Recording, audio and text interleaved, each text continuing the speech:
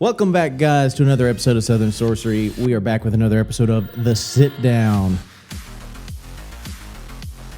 Today, we have a fantastic interview with none other than Mr. Shane Frost. What's up, guys? This is reverse the roles today. Yeah.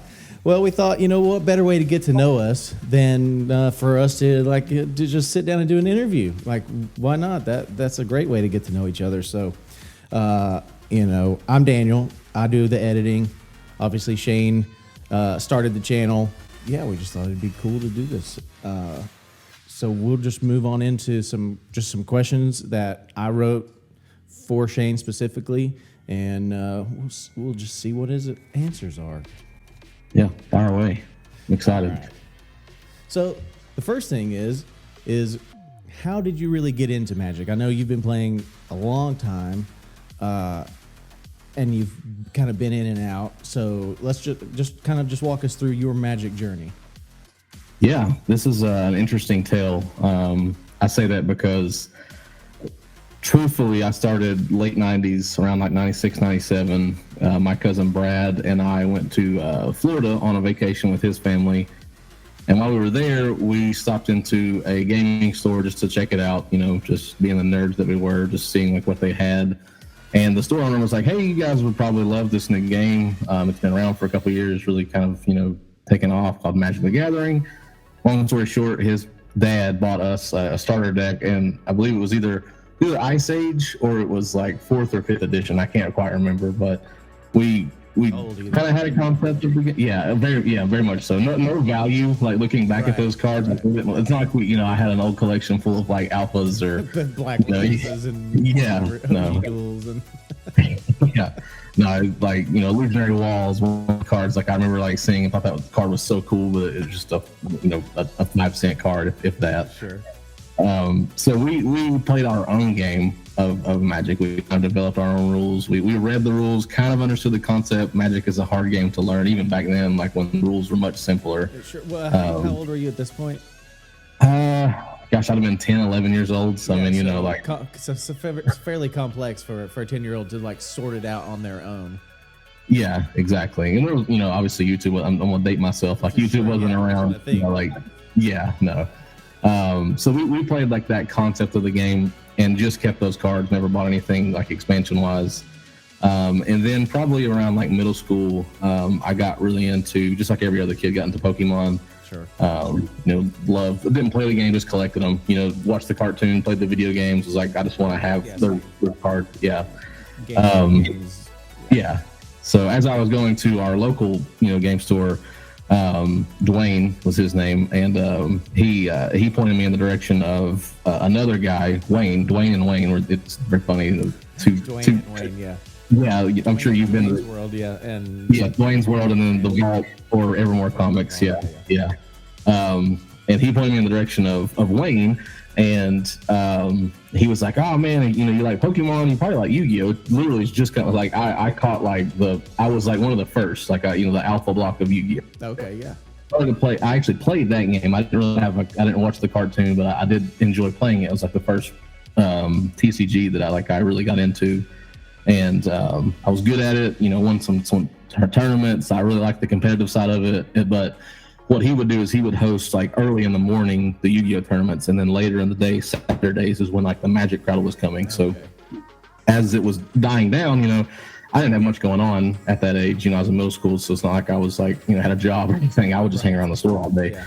And then finally they're like, man, if you like Yu-Gi-Oh, you think it's fun, just sit down and play some Magic. And I was like, well, I've got some cards. I brought my old stuff in. They're like, well, all this is out of rotation. It's old. It's like not legal. Yeah. But then like someone helped me build an elf deck at the time, and I was the first game that I kind of finally understood the rules. I was hooked, and so from like I would say that was around like Onslaught ish, somewhere in there. Onslaught and on, I played until I got burnt out, because there was no commander. I just got tired of doing grinding. Yeah, sure. Yeah, just got tired of grinding. It's expensive. Friday Night Magic, it's just, I call it sweaty Magic, where you're just like, I was talking to you the other day, your blood pressure type of Magic, where you're like kind of nervous the whole time. But then when Commander came back in 2011, ever since I've been playing ever since. I haven't taken a break since 2011. Okay, So okay, gotcha. 2011 till now, I've been full bore Commander. That's awesome. Yeah, full circle. I mean, Yeah.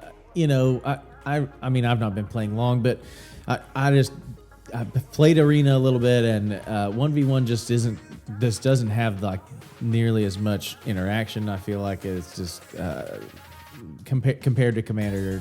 Commander is just much more social anyway. I mean, and I'm not competitive with it, so like that, it's definitely a fun format for sure. Different beast. It's I like it because truthfully, like Standard, Pioneer, Legacy, all these one-on-one formats, you're almost playing templatized Magic in my mind, where like if you're really playing competitively going to these tournaments, like there's 8 decks, and they're all just like who's going to hit what in what. Yes. Yeah. You're playing XYZ. I should know, like, oh, I need to watch out for this because I know that's your win column. You know mine as well. The deck lists are all the same. Yes. Yeah. Yeah. Not to say you won't get a couple, like, curveballs here and there, but like that's what I love about Commanders. I could sit down. You might even playing the same commander, but your commander is built completely different than my commander, and like there's a lot of like cards. I'm like, what is that? I've never even seen that card, because they're. Well, I mean, and if you're not playing a lot of tutors, the deck's going to play differently. 9 times out of 10. Exactly. I mean, it's going to be the same theme, but like you're not going to have the same game experience every single time you sit down. There's 100 cards. You're probably not getting through your whole deck. Yeah, exactly. Well, that kind of walks us into the next question. I know you love elves, but what is your favorite card, and why is it your favorite card? Yeah, this one's easy for me to answer. Gaia's Cradle. It was the heart of the ocean. The royal diamond, or whatever you want to call it. Yeah, growing up, this has always been an expensive card. Even when it was relatively compared to now inexpensive, right. $100, $60, whatever. That was like at the time that might as well have been $1,000 to me. I never got one. I could never get one. And finally, a friend of mine who played the game with me, he gave me a gold bordered version, and I was just over the moon to even have that. The gold bordered versions, for those of you who are not familiar, they're Magic proxy version.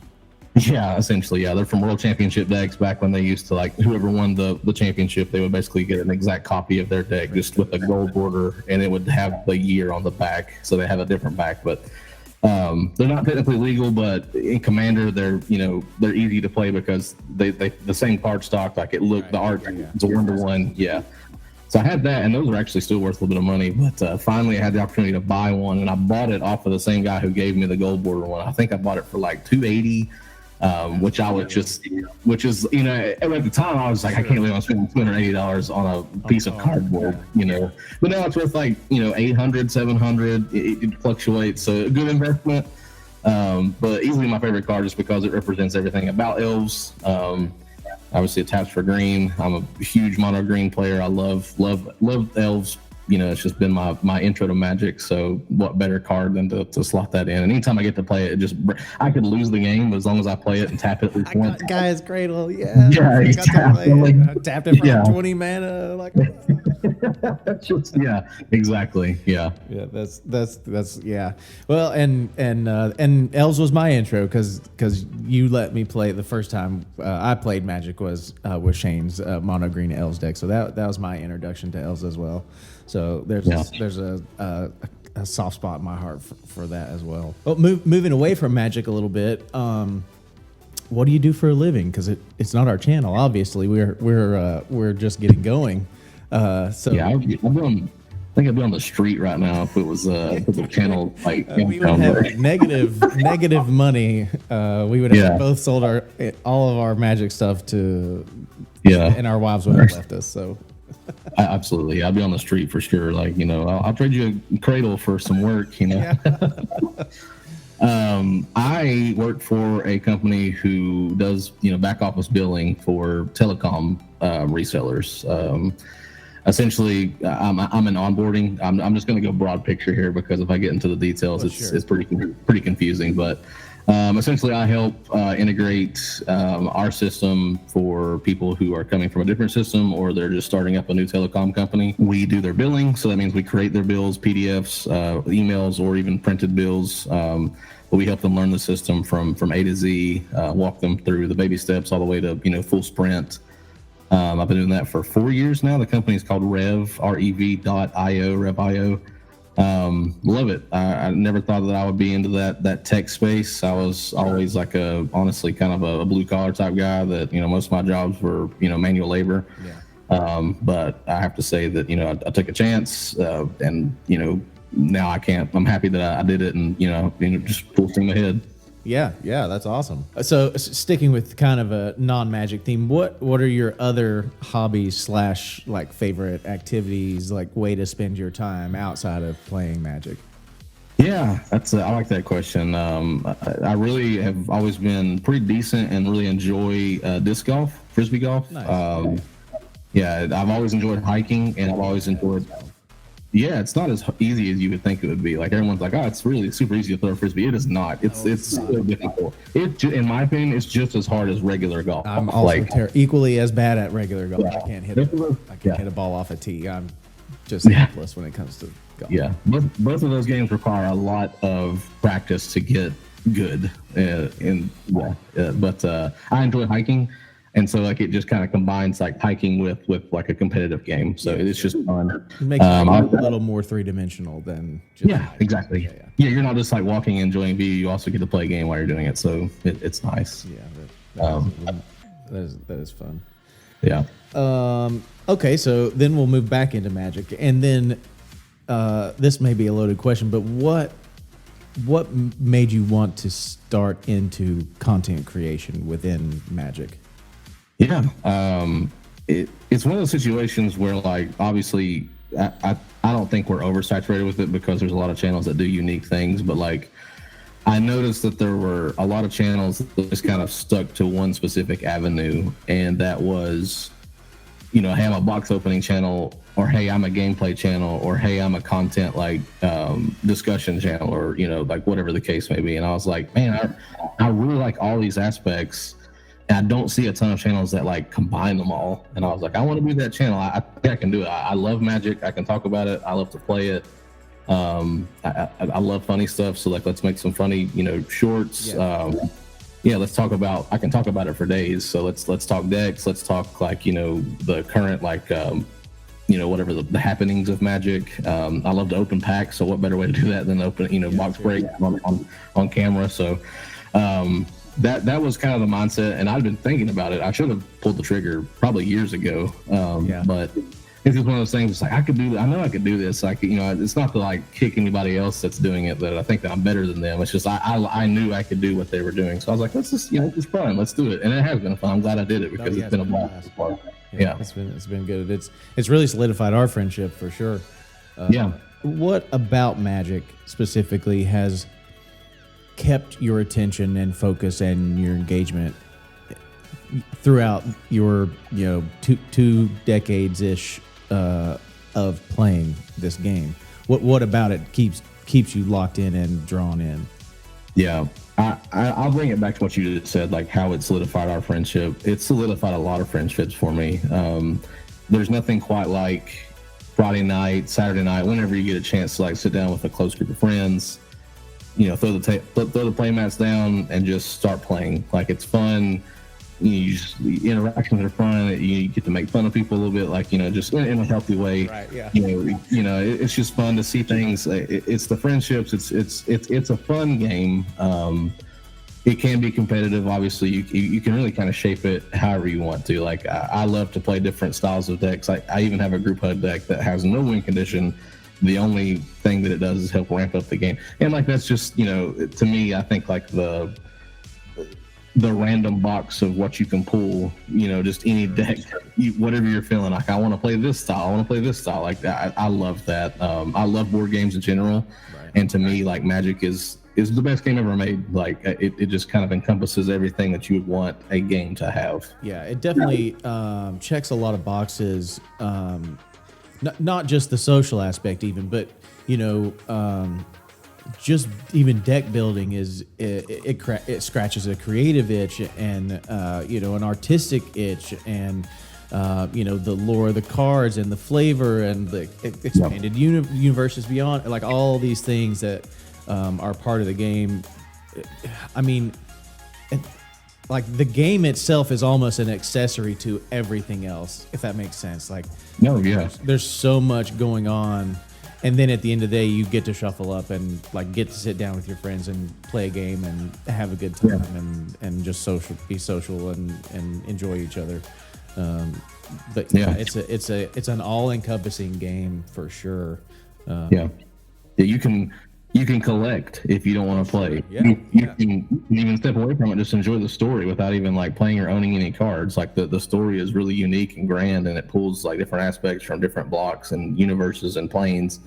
So yeah, like you said, it checks a ton of boxes. Yeah, it's definitely unlike anything else I had ever interacted with.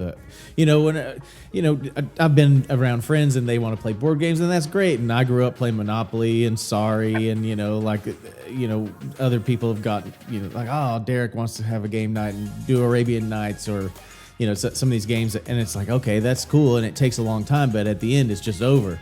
Like, you're just done with the game. Well, when you're done with Magic, like, it's not over though. Like, you still have that deck. You could go back in and tweak it again. Like, you can go back and make changes. You can say, well, that was cool, but actually I think this commander would maybe do a better job. I mean, there's just so much to like invest in, whereas a game of Monopoly is over when it's over.